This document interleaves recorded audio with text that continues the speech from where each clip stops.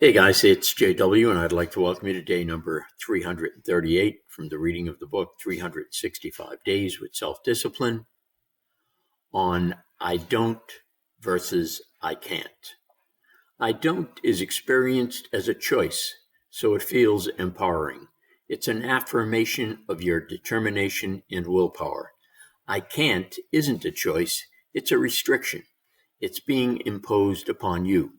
So thinking I can't undermines your sense of power and personal agency.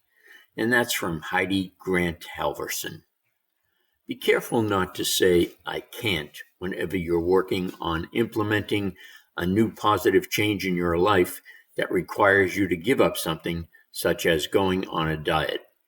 Thinking of your decision in terms of a restriction, I can't do it, inevitably leads to discontent and approaching your change as a short-term solution. Admitting that a change is your choice by saying, I don't do it, lends itself to treating it as a permanent identity shift. A related technique you can use to give up something that's bad for you is to associate it with the discomfort it leads to in deciding that you no longer want to suffer from it. You aren't saying that you can't do this thing any longer and thereby think of it as a restriction.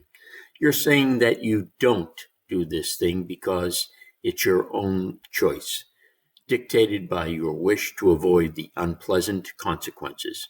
For example, I was once a big lover of potatoes, and they greatly contributed to me being overweight.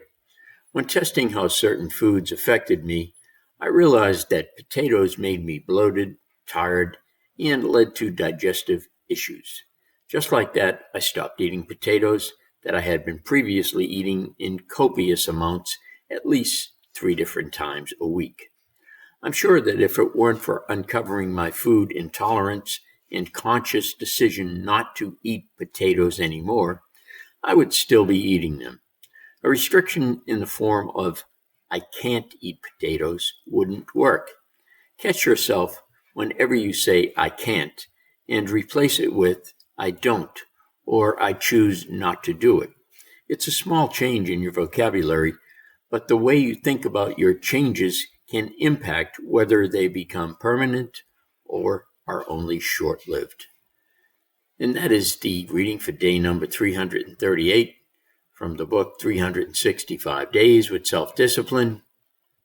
Thanks for joining me, and I will talk to you tomorrow. Take care.